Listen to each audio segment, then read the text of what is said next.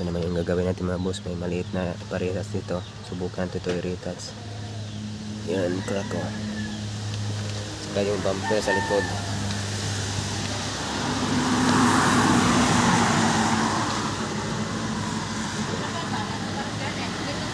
Nipis.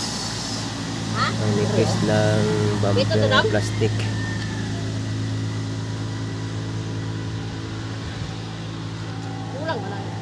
Suzuki.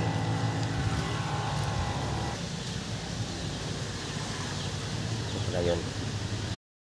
So, ayan mga boss, na masilihaan na natin. So, manipis na masilihan yan.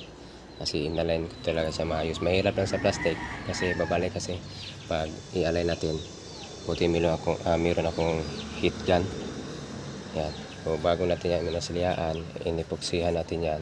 Pagkatapos ma-solda ang plastic, nilagyan ko din ng patibay nito sa likod para matigas talaga siya, hindi mag-crack. Yan. Pero matibay na yan kahit wala pang epoxy kasi sinulda ko naman. Yan. Para sure na matibay talaga. At ito naman yung isa.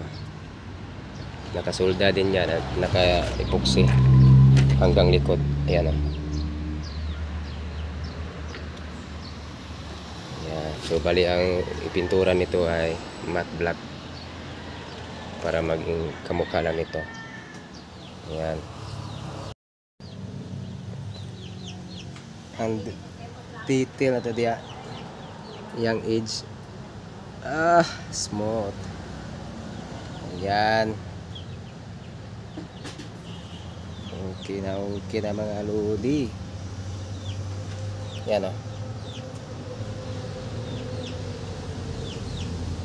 Na yan.